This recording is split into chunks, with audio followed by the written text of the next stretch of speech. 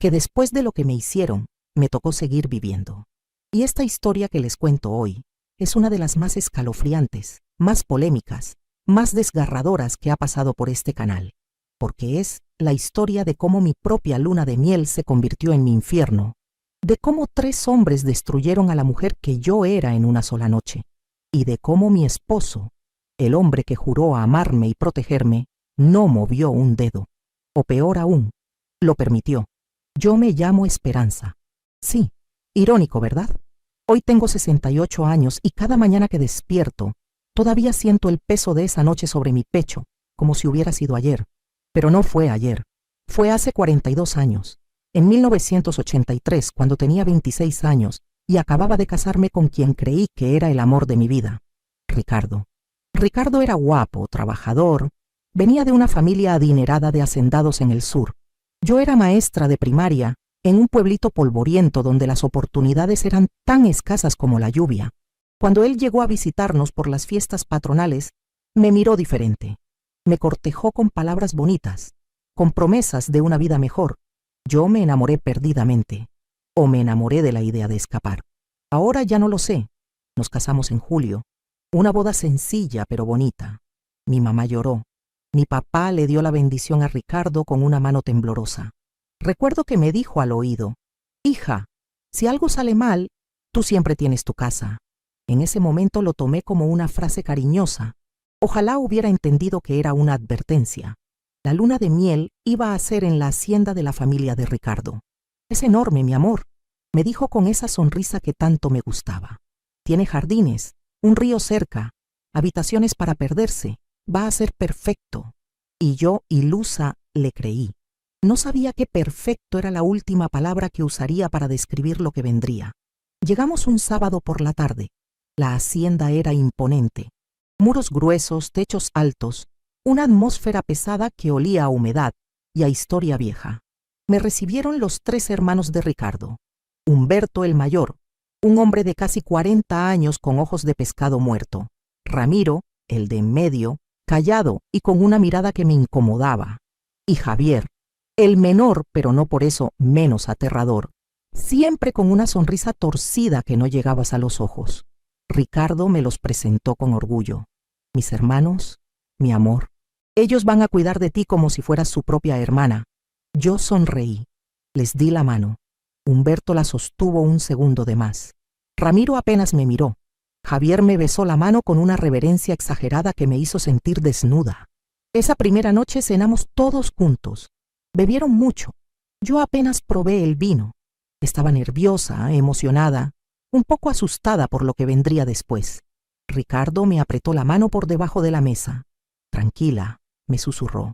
Pero cuando lo miré, sus ojos no estaban en mí, estaban en sus hermanos. Después de la cena, Ricardo me llevó a nuestra habitación. Una habitación enorme con una cama de dosel, cortinas pesadas y una puerta que no tenía cerradura por dentro. «¿Por qué no tiene cerradura?», le pregunté. Él se rió. «Aquí no la necesitamos, amor. Estamos en familia». Esa noche hicimos el amor por primera vez. Fue torpe, rápido, incómodo.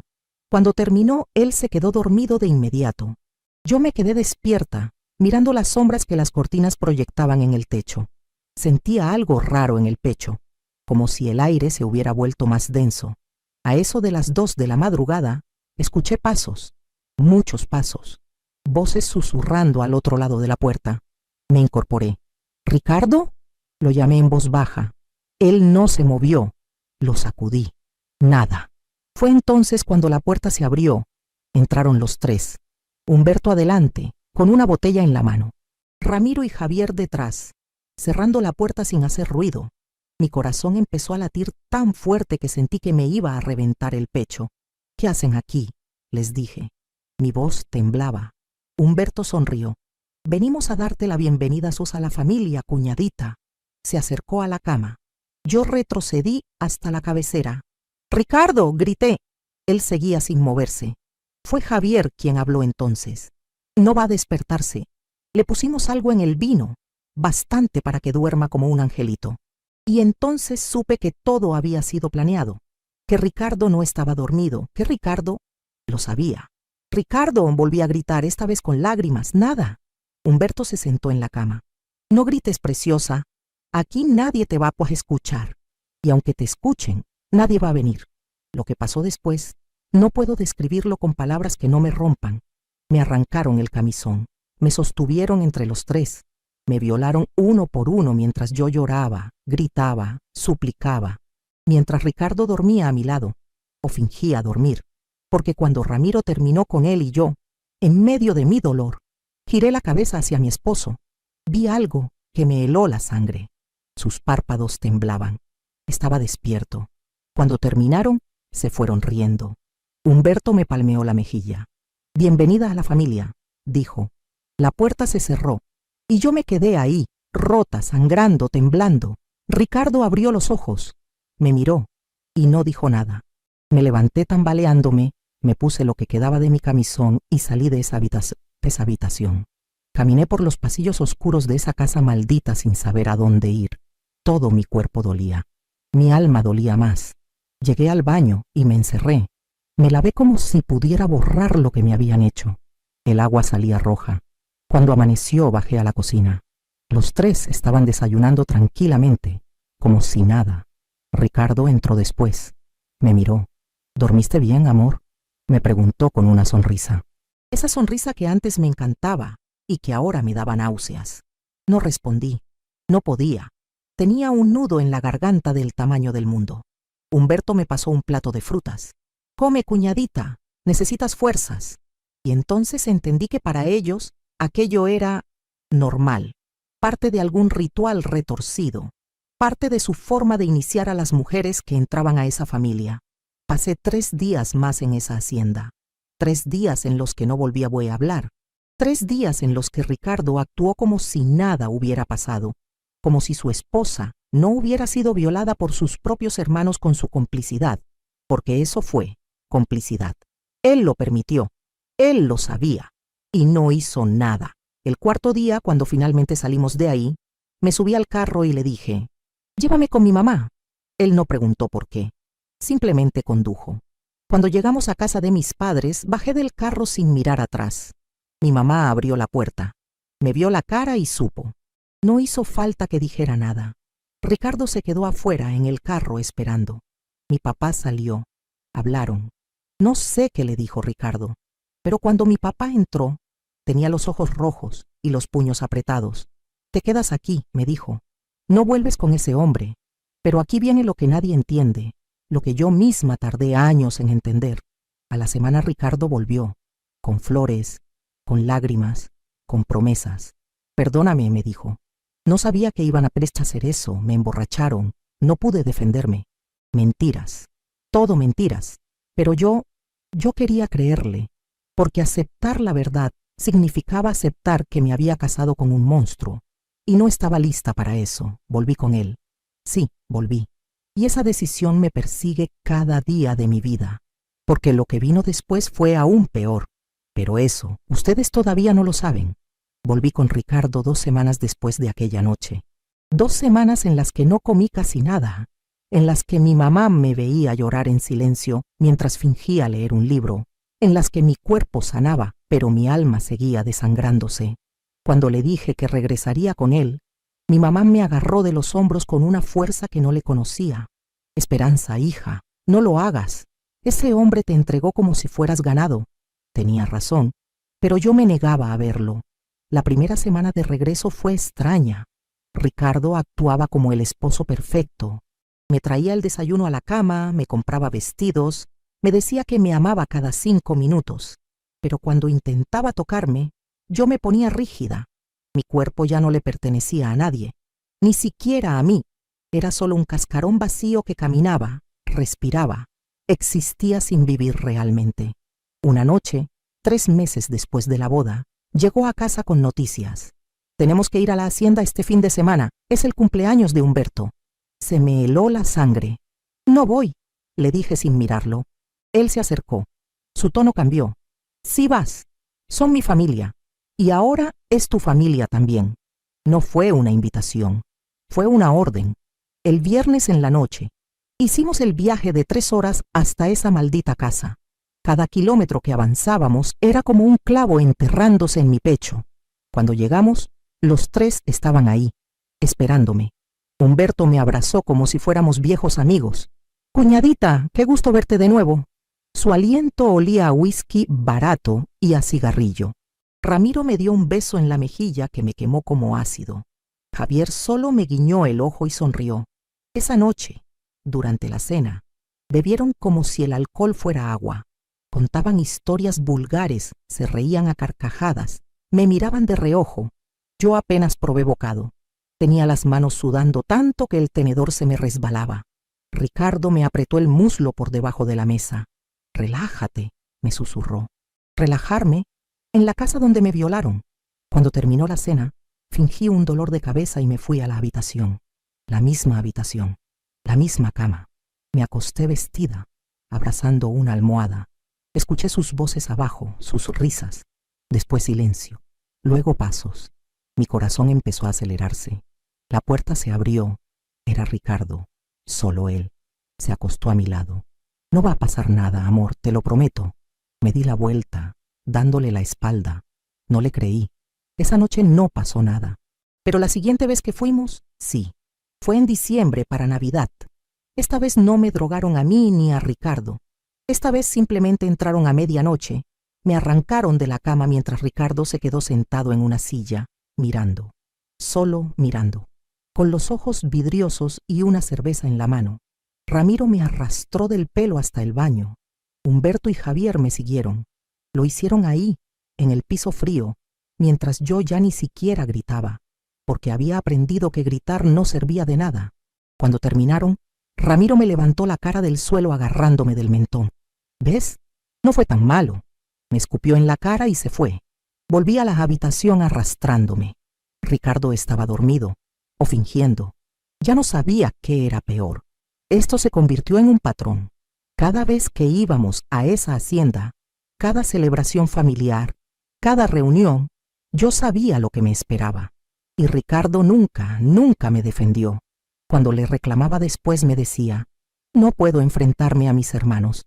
Son mayores que yo. Me corren de la familia. Perdemos todo. Así que yo era el precio.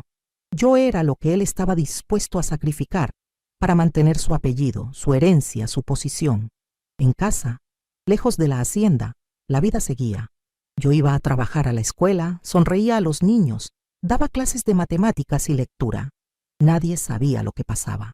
Nadie sospechaba que la maestra Esperanza, la que siempre tenía una palabra amable, se iba a su casa a llorar en el baño hasta quedarse sin lágrimas.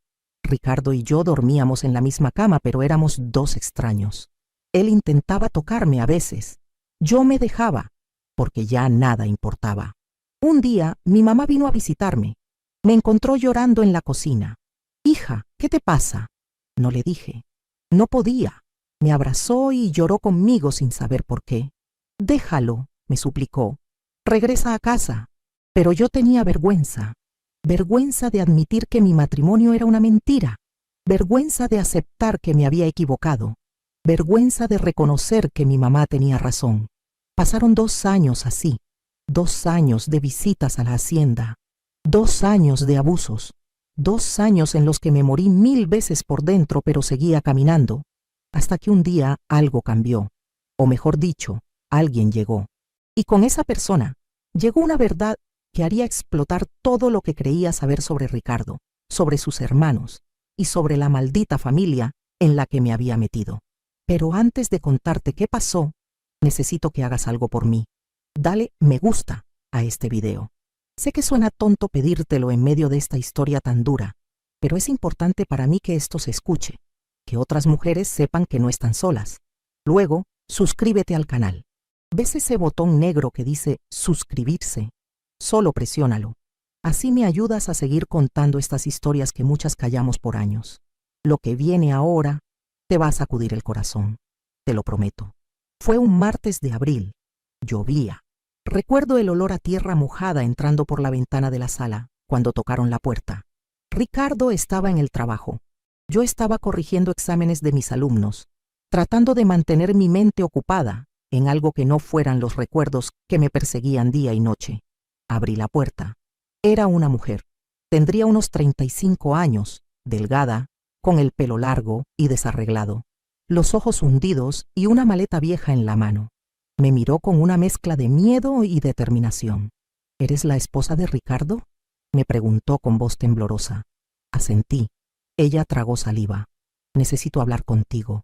Es sobre la familia de tu esposo. La hice pasar. Le ofrecí café.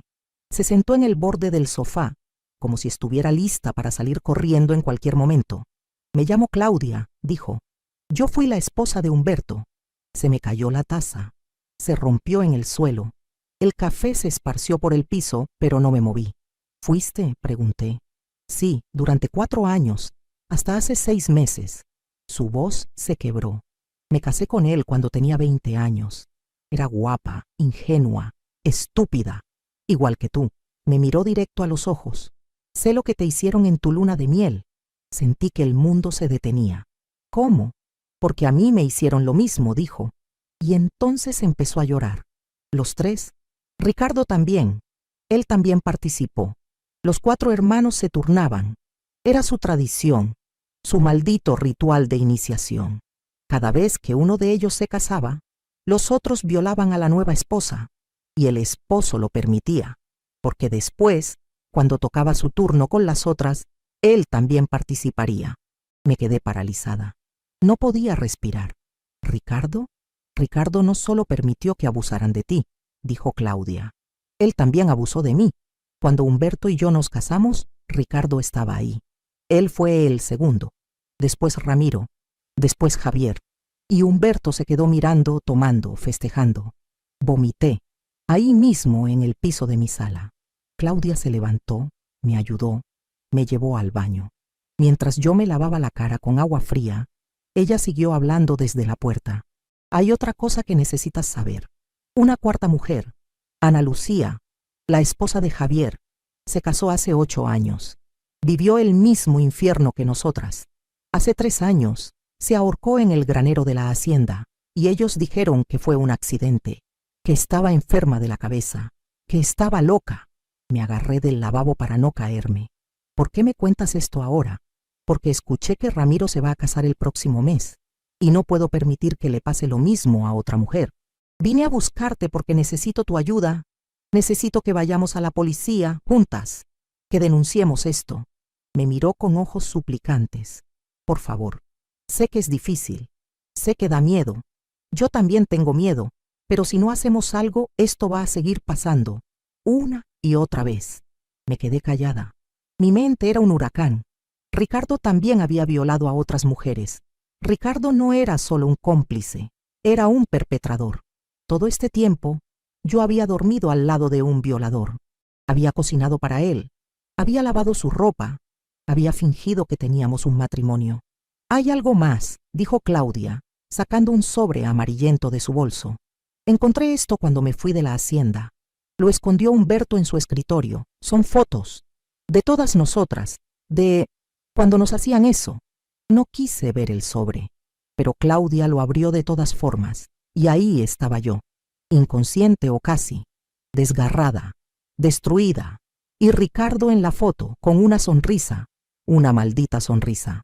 Algo dentro de mí se rompió de una forma diferente esa tarde. Ya no era solo dolor, era rabia. Una rabia que había estado enterrada bajo capas y capas de vergüenza y miedo, pero ahora salía como lava. Voy a hacerlo, le dije a Claudia. Voy a denunciarlos, a los 4. Ella sonrió por primera vez desde que había llegado. Gracias, susurró. Pero ninguna de las dos sabíamos en lo que nos estábamos metiendo, porque cuando Ricardo llegó esa noche a casa y vio a Claudia ahí, su cara cambió. Y por primera vez en nuestro matrimonio, tuve verdadero miedo de que me matara. Detente un momento. Si esta historia ya te ha movido por dentro, imagina lo que viene después. Suscríbete ahora. Es solo un instante, pero marca la diferencia entre quedarte afuera o seguir recibiendo verdades que pocas se atreven a contar. Hazlo ya y comenta, ya estoy suscrita. Así sé que estás aquí, que quieres escuchar lo que muchas callaron por años y que estás lista para lo que viene. Ricardo entró por la puerta y se quedó helado cuando vio a Claudia sentada en mi sala. Su cara pasó del desconcierto a la furia en menos de un segundo. ¿Qué haces tú aquí?, le gritó. No era una pregunta, era una amenaza. Claudia se puso de pie, temblando pero firme. Vine a contarle la verdad a tu esposa. Ricardo soltó su maletín. Se acercó a ella con pasos lentos, calculados, como un depredador acorralando a su presa. Lárgate de mi casa. Ahora. No, dije yo. Mi propia voz me sorprendió. Sonaba diferente, más dura. Se queda. ¿Y tú me vas a explicar por qué hay fotos tuyas violando a la esposa de tu hermano? Se detuvo. Me miró, y en sus ojos vi algo que nunca había visto antes. Pánico. No sé de qué hablas. No me mientas más, le grité. Nunca más me vuelvas a mentir. Tomé el sobre de la mesa y le arrojé las fotos. Cayeron a sus pies como hojas muertas. Él las miró. No dijo nada. Claudia habló entonces. Dile la verdad, Ricardo. Dile que esto lo han hecho durante generaciones, que tu padre lo hacía, que tu abuelo lo hacía, que es su forma de mantener el poder, el control, de asegurarse de que las mujeres de esta familia sepan cuál es su lugar. Ricardo levantó la vista y sonrió. Una sonrisa escalofriante, vacía, que me heló hasta los huesos. ¿Y qué van a hacer ustedes dos? ¿Ir a la policía? Se rió. El comisario es mi primo. El juez es amigo de mi padre. La mitad del pueblo trabaja en nuestras tierras. Nadie les va a creer. Somos una familia respetable. Ustedes son dos mujeres histéricas. Hay evidencia, dije señalando las fotos. Evidencia que desaparecerá, respondió con calma aterradora. Se agachó, recogió las fotos, caminó hacia la chimenea y las arrojó al fuego. En segundos se convirtieron en cenizas. ¿Cuál evidencia? Claudia sacó algo de su bolso. Una grabadora pequeña, vieja. Por eso grabé la conversación que tuve con Humberto hace una semana, donde él admite todo, donde habla de Ana Lucía, de cómo la mataron porque amenazó con ir a los medios, de cómo le pusieron una soga al cuello y la colgaron del granero para que pareciera suicidio. El color abandonó la cara de Ricardo. Eso es mentira. ¿Lo es? Claudia apretó play. La voz de Humberto llenó la sala. Pastosa, borracha, pero clara. Esa perra de Ana Lucía nos iba a todos a arruinar. Tuvimos que hacer lo que había que hacer. Ramiro y yo la sostuvimos. Javier le puso la cuerda. Ricardo trajo la escalera. Fue rápido. Ni siquiera sufrió mucho. Me llevé las manos a la boca. Ricardo no solo era un violador, era un asesino. Ricardo se abalanzó sobre Claudia. Le arrebató la grabadora y la estrelló contra el suelo. Los pedazos de plástico saltaron por todas partes. «¡Maldita perra!», le gritó agarrándola del cuello. No sé de dónde saqué la fuerza. Tomé la lámpara de la mesa y la estrellé contra su cabeza. Ricardo cayó al suelo, aturdido, sangrando. Claudia tosía, tocándose el cuello. Yo temblaba sosteniendo lo que quedaba de la lámpara en mis manos. «Vete», le dije a Claudia. «Vete ahora. Yo me encargo de esto. ¿Estás loca? Te va a matar». No lo hará. No sé por qué lo dije con tanta seguridad, pero algo en mí había cambiado. Ya no era la esperanza asustada, rota, sumisa. Era alguien que no tenía nada más que perder. Claudia se fue corriendo. Yo cerré la puerta con llave. Ricardo empezaba a recuperarse, a incorporarse. Me miró con odio puro. «¿Me las vas a pagar, Esperanza?» «No», le dije. «Tú me las vas a pagar a mí». Tomé el cuchillo de la cocina. No para usarlo, solo para asegurarme de que se quedara quieto. Y ahora me vas a contar toda la verdad, desde el principio, todo lo que han hecho, a cuántas mujeres, durante cuántos años. Oh, juro por Dios que esto termina aquí, esta noche, contigo desangrado en este piso. Y para mi sorpresa, empezó a hablar, quizás porque estaba asustado, quizás porque sabía que ya todo estaba perdido. O quizás porque en el fondo los monstruos siempre quieren presumir de sus atrocidades. Lo que me contó esa noche me quitó hasta el último pedazo de humanidad que le tenía, y me hizo darme cuenta de que mi decisión ya estaba tomada. Una decisión que me perseguiría el resto de mi vida, pero que volvería a tomar sin dudarlo. Ricardo habló durante 2 horas. Sentado en el suelo, con la sangre seca en la sien, me contó todo. Cómo esto había empezado con su bisabuelo, un terrateniente que creía que las mujeres eran propiedad que se compartía entre hermanos para fortalecer los lazos de sangre. cómo su abuelo lo continuó, cómo su padre lo perfeccionó. Me dijo que habían sido 9 mujeres antes de mí, 9, y que Ana Lucía no fue la única que murió. Hubo otra, 30 años atrás, que se cayó por las escaleras de la pobre hacienda, otra que se ahogó en el río. ¿Y nadie dijo nada?, le pregunté con la voz quebrada. El dinero compra silencios, dijo con frialdad, y el miedo compra los que el dinero no alcanza. Me miró. Tú nunca dijiste nada tampoco. Durante 2 años. ¿Por qué ibas a hablar ahora? Tenía razón. Mi silencio me había hecho cómplice. Y esa verdad me dolió más que todas las violaciones juntas. Cuando terminó de hablar, lo encerré en el cuarto de servicio. Llamé a mi padre. Papá, necesito que vengas. Ahora. Llegó media hora después con 2 de mis tíos. Les conté todo. Mi padre lloró. Mis tíos querían matarlo ahí mismo, pero yo les dije que no, que había otra forma. Durante 3 días, nadie supo dónde estaba Ricardo. En la hacienda pensaron que estaba conmigo. En el pueblo pensaron que había viajado. La verdad es que estaba atado en ese cuarto, comiendo lo mínimo, bebiendo agua, mientras yo reunía todo lo que necesitaba. Busqué a Claudia. Encontramos a otras 2 mujeres que habían estado en esa familia. Una era la viuda de un primo de Ricardo. Otra era una empleada de la hacienda que Ramiro había violado repetidamente durante años. Entre todas juntamos testimonios, documentos, nombres, fechas. No teníamos las fotos, no teníamos la grabadora, pero teníamos nuestras voces. Y esta vez no iban a callarnos. El 4.º día fui a la hacienda, sola. Humberto abrió la puerta. ¿Dónde está Ricardo?, me preguntó molesto. Donde ustedes nunca lo van a encontrar, le dije.